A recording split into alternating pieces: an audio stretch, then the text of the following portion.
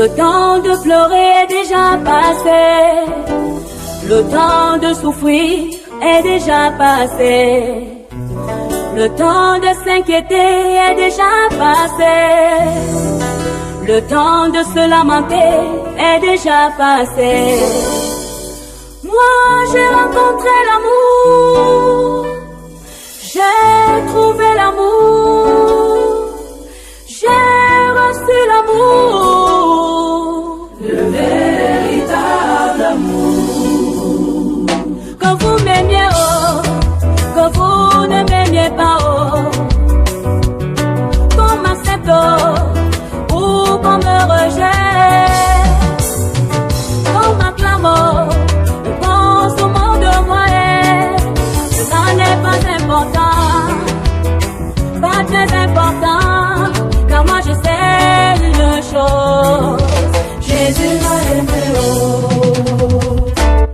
Bonjour bien-aimés, soyez les bienvenus à cette heure de méditation. Un moment avec Jésus est un moment de louange et d'adoration.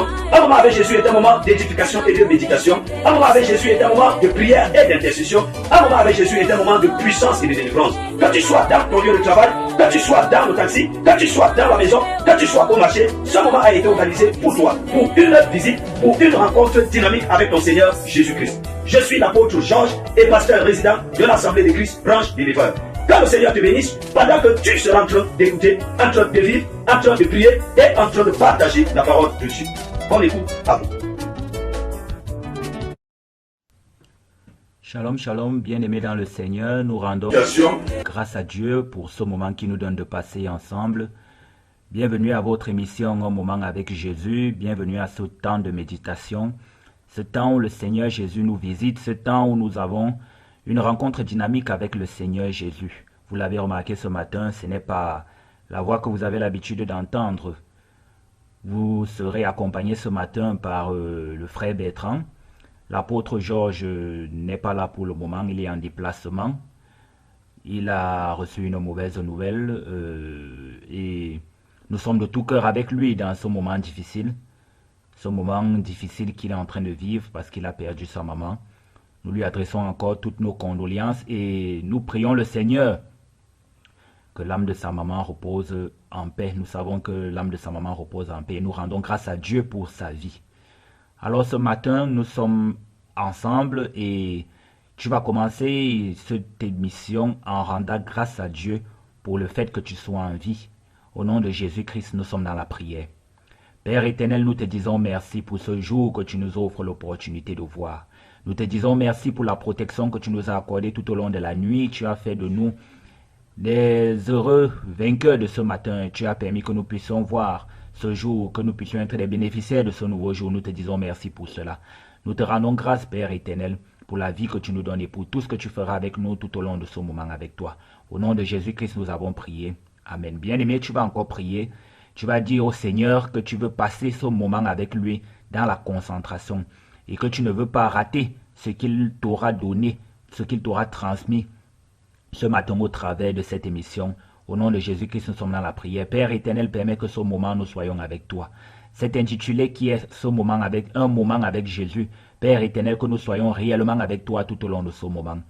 Écoute nos prières, écoute tout ce que nous allons te demander pendant ce moment. Et permets, Père éternel, que les enseignements qui vont sortir, la parole qui va sortir viennent directement de toi. Et que, Père éternel, nous puissions être bénis au travers de cette parole. Sois avec nous tout au long de ce moment. Dans le nom de Jésus-Christ de Nazareth, nous avons ainsi prié. Amen. Bien-aimés, nous allons donc passer à l'adoration, à la louange. À l'adoration, à la louange, nous allons nous écouter ce son et nous revenons tout à l'heure.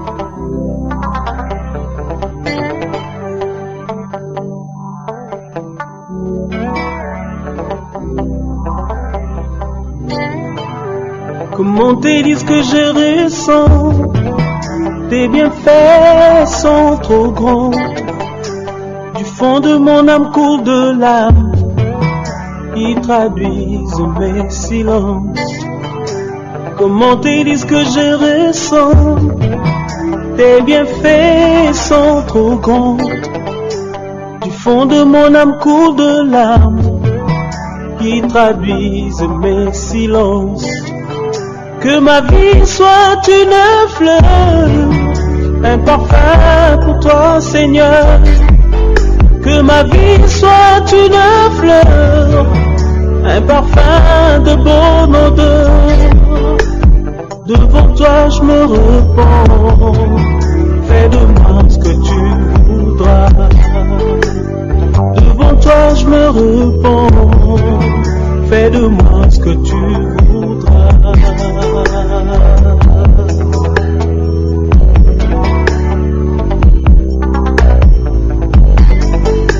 Comme l'argile devant les potiers, donne-moi la forme qui te plaît. Fais toutes choses en ton temps, je serai toujours confiant. Seigneur, observe mes voies, garde-moi près de ta croix. Je voudrais habiter chez toi tous mes jours ici-bas. Que ma vie soit une fleur, un parfum pour toi, Seigneur. Que ma vie soit une fleur, un parfum de bonne odeur. Devant toi je me repens, fais de moi ce que tu voudras. Devant toi je me repens, fais de moi ce que tu voudras.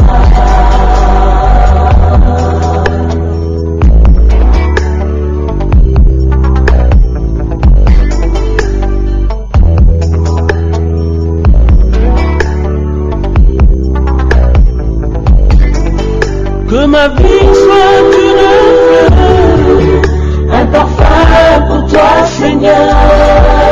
Que ma vie soit une fleur, un parfum de bonne odeur. Devant toi je me repens, fais de moi ce que tu voudras. Devant toi je me repens, fais de moi ce que tu voudras. Devant toi je me repens, fais de moi ce que tu voudras. Devant toi je me repens, fais de moi ce que tu voudras. Devant toi je me repens, fais de moi ce que tu voudras. Devant toi je me repens, fais de moi ce que tu voudras. Nous rendons grâce à Dieu pour ce chant, ce magnifique cantique qu'il nous a permis d'écouter, d'exécuter. Nous rendons vraiment grâce à Dieu. Ok, bien aimé, ce matin, nous allons parler, cette semaine, nous allons parler d'un thème. Nous allons parler d'un thème que tu n'as pas souvent l'habitude d'entendre dans le milieu chrétien. Parce que probablement les gens ils se disent que ça ne va pas avec le milieu chrétien. Mais bien aimé, ce matin, nous allons parler de la politique. Nous allons parler de la politique.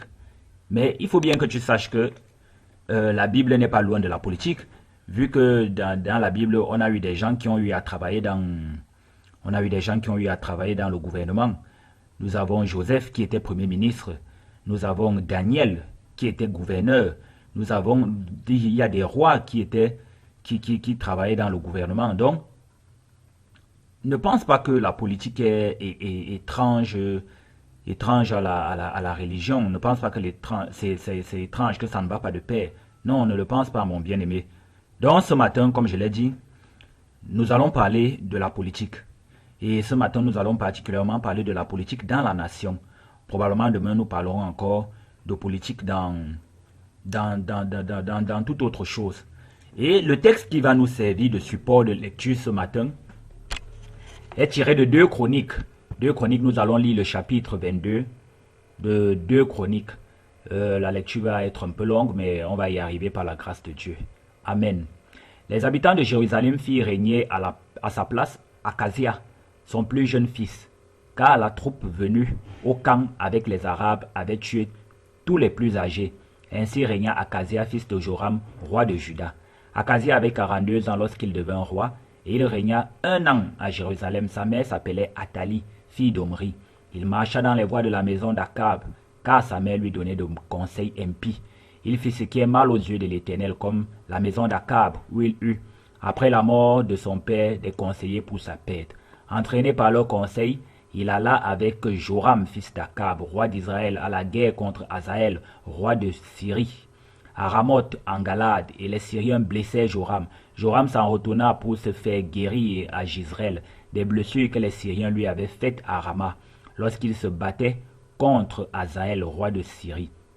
Azaria, fils de Joram, roi de Juda, descendit pour voir Joram, fils d'Akab, à Jizreel, parce qu'il était malade. Par la volonté de Dieu, ce fut pour sa ruine qu'Akazia se rendit auprès de Joram. Lorsqu'il fut arrivé, il sortit avec Joram pour aller au-devant de Jéhu, fils de Nimshi, que l'Éternel avait oint pour exterminer la maison d'Akab. Et comme Jéhu faisait justice de la maison d'Akab, il trouva les chefs de Juda et les fils des frères d'Akazia qui étaient au service d'Akazia, et il les tua. Il chercha Akazia et on le saisit dans Samarie, où il s'était caché. On l'amena auprès de Jéhu et on le fit mourir. Puis il l'enterrait, car il disait, c'est le fils de Josaphat qui cherchait l'Éternel de tout son cœur. Et il ne resta personne de la maison d'Akazia qui soit en état de régner. Athalie, mère d'Akazia, voyant que son fils était mort, se leva et fit périr toute la race royale de la maison de Juda. Mais Joshabéat, fille du roi, prit Joas, fils d'Akazia, et l'enleva du milieu des fils du roi, quand on les fit mourir, et elle le mit avec sa nourrice dans la chambre des lits. Ainsi, Joshabéat, fille du roi Joram, femme du sacrificateur Jéhojada, et sœur d'Akazia, le déroba au regard d'Athalie, qui ne le fit point mourir. Il resta 6 ans caché avec eux dans la maison de Dieu, et c'était Athalie qui régnait dans le pays. Amen. Bien-aimés, nous voyons une scène ici, à travers ce chapitre 22. Nous voyons que Akazia est mort. Akazia était le fils de la reine Athalie. Lorsqu'il est mort, c'est sa mère qui a succédé au trône, qui a pris sa place, qui a succédé au trône après avoir fait périr toute la race royale de la maison de Juda, parce qu'elle ne voulait pas que ceci règne à sa place. Alors lorsque nous parlons de la politique, il est d'abord bien important de définir les thèmes, parce qu'on ne peut pas parler de quelque chose sans avoir au préalable défini les thèmes. Lorsqu'on regarde un peu dans le dictionnaire, on nous dit que la politique est l'ensemble des activités, des institutions et des règles qui organisent la vie collective au sein d'une société et régissent l'exercice du pouvoir. Et lorsqu'on entre dans l'essence même de la politique, qui est d'origine philosophique, et qui est d'origine grecque, je vous l'ai dit, on nous dit que la politique a été définie par Aristote comme la science souveraine. Selon cette vision fondatrice, son but ultime est d'assurer le souverain bien et de garantir l'harmonie et le bien-être de la communauté. Garantir l'harmonie et le bien-être de la communauté. Donc, bien aimé, tu dois comprendre que lorsqu'on parlait de la politique dans son essence, il a pour but de garantir le bien-être et l'harmonie et le bien-être de la communauté. Tu te demandes sûrement quel est le parallèle entre ce qu'on vient de lire dans le chapitre 22 de 2 Chroniques et la politique. Bien sûr, il y a le parallèle. Parce que lorsqu'on regarde qui a décidé de régner à la place d'Akazia, c'est Athalie qui a décidé de régner à la place d'Akazia, après avoir fini de lui donner des conseils impies. Comme Akab, son ascendant, recevait des conseils impies de la part de Jézabel, sa femme. Donc Athalie, qui était la mère d'Akazia, elle donnait donc des conseils impies à son fils Akazia, et du coup, cela a entraîné la chute, la perte d'Akazia, la mort d'Akazia, son fils. Et c'est elle qui a décidé de régner à la place de son fils après avoir décimé la race royale de Juda, de la maison de Juda, comme je l'ai dit. Et cela, c'est quoi? C'est dû à quoi? À la soif du pouvoir. À la politique, comme on l'a dit, comme je l'ai dit tantôt, la politique dans son essence avait pour but, le souverain bien, avait pour but de garantir le bien-être et l'harmonie des communautés. Vous voyez, mais maintenant, actuellement, dans le monde où nous vivons, est-ce que c'est le cas? Est-ce que la politique, est-ce que les politiques, est-ce que des gens qui ont un poste de responsabilité, est-ce qu'ils le font pour le souverain bien, pour le bien-être de la communauté, pour l'harmonie de la communauté? Bien aimé, actuellement, nous voyons la société dans laquelle nous sommes en train de vivre. Est-ce que la société est régie ou bien est-ce que la société est gouvernée par des gens qui recherchent le bien-être de la communauté? C'est de ça qu'il est question actuellement. Tu peux être à un poste de responsabilité, un poste politique. Tu peux être détenteur d'un pouvoir politique. Mais actuellement, la question qu'on va te poser, est-ce que tu exerces ce pouvoir politique pour le bien, pour garantir l'harmonie et le bien-être de la communauté? Bien aimé, c'est ça la question. Quand on regarde le comportement d'Athalie, la mère d'Akazia, est-ce que quand elle a décidé d'arracher la royauté, en tuant tous les différents autres, toute la maison royale de Juda, est-ce que le but était pour assurer le bien du peuple d'Israël? Est-ce que c'était ça le but? Est-ce que c'était ça le but? Ce n'était pas ça le but. Le but était d'assouvir son désir de régner. Son but était d'assouvir son désir de régner à elle seule. C'est pour ça qu'elle a d'abord décidé de se débarrasser de toute la race royale. Plus tard, on verra, lorsqu'on ira dans le chapitre 23, on se rendra compte de ce que Athalie aura été mise à mort plus tard, avec un subterfuge qu'aura fait le souverain sacrificateur Jéhojada, pour remettre à qui de droit qui méritait de gouverner, pour remettre à qui de droit la royauté et le règne. Alors, c'est pour ça que je disais bien aimé plus haut, que la politique, normalement, a un but de réguler la société, a un but d'assurer le bien-être des uns et des autres. Mais, à cause de la gourmandise du pouvoir, à cause de la boulimie du pouvoir, il y a des gens qui ont décidé de ne pas agir de telle sorte que la population, de telle sorte que, je vais dire quoi, les gens qui vivent dans un espace précis puissent vivre en harmonie et puissent vivre en paix et dans la joie.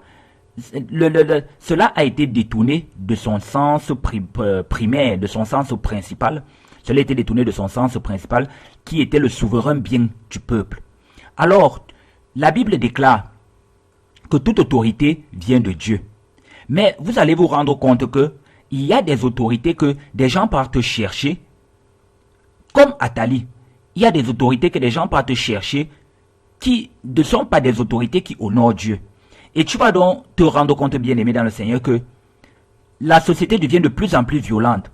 La société devient de plus en plus violente. On assiste à des crimes rituels. On assiste à des infanticides. On assiste à des enfants qui disparaissent, des enfants qui meurent. Et vous allez vous rendre compte que la plupart du temps, c'est à l'approche des campagnes électorales, à l'approche des périodes électorales qu'il y a ce genre de choses. Parce que des gens ne veulent pas se tourner vers Dieu pour exercer la réelle politique. Exercer la politique comme Daniel exerçait la politique comme Joseph exerçait la politique comme David exerçait la politique, comme Salomon exerçait la politique. Non, des gens partent s'allier à des entités au travers des sacrifices, au travers des crimes mutuels, des choses qui n'honorent pas le Seigneur. Et du coup, le souverain bien, qui est le but principal de la politique, ne se retrouve plus dans les actes que les gens sont en train de poser. Parce que les actes qu'ils posent conditionnent que les esprits avec lesquels ils sont allés s'arranger pour pouvoir gagner un poste ou pour pouvoir avoir un poste d'autorité, quelque part,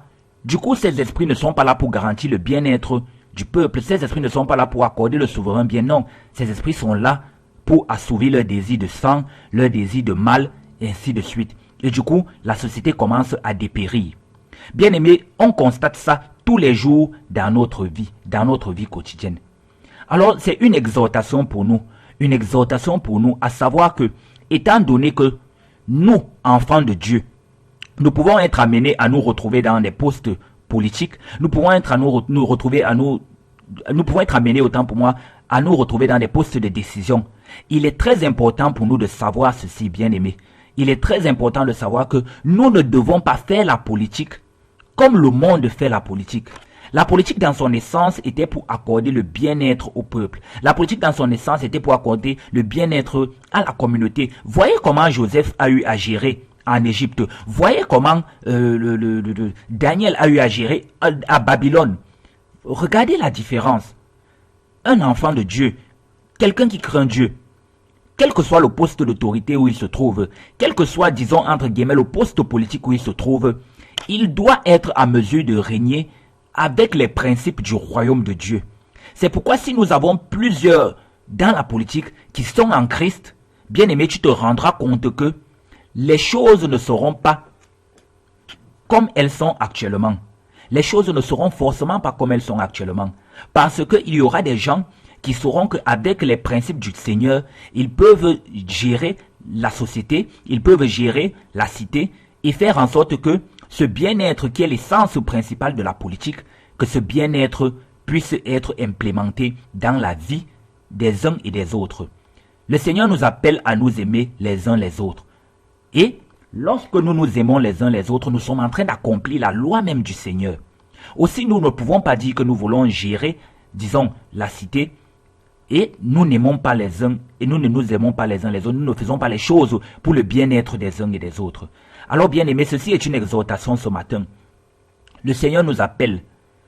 Tout chrétien, je sais, il y a des chrétiens qui peuvent vouloir exercer des mandats de députés, qui peuvent vouloir exercer. Parce que qu'on ne se demande pas, qu'on ne vous dise pas que ceux qui sont députés sont forcément du monde, ceux qui sont maires sont forcément du monde. Non, bien aimé, cela est un mensonge. Qu'on ne vous mente pas dans ce sens. Nous pouvons avoir un président qui soit totalement chrétien. Nous pouvons avoir des ministres qui soient totalement chrétiens, qui sont à 100% chrétiens. Nous pouvons avoir des maires, des députés qui sont totalement chrétiens. Oui, cela est possible, bien aimé. Cela est possible.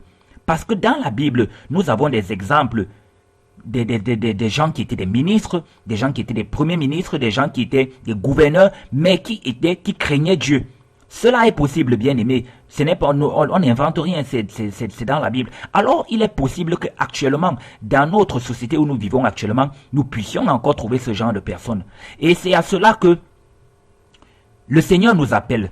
Le Seigneur ne nous appelle pas à impacter seulement dans l'église. Non, nous ne sommes pas là pour impacter dans l'église. Nous sommes là pour impacter dans le monde. Et pour impacter dans le monde, qui mieux d'impacter dans les sphères du pouvoir? Dans les sphères du pouvoir, il est aussi possible d'impacter et de faire régner le nom de Jésus à ce niveau. De faire régner le nom de Jésus à ce niveau. Pourquoi pas, bien-aimé?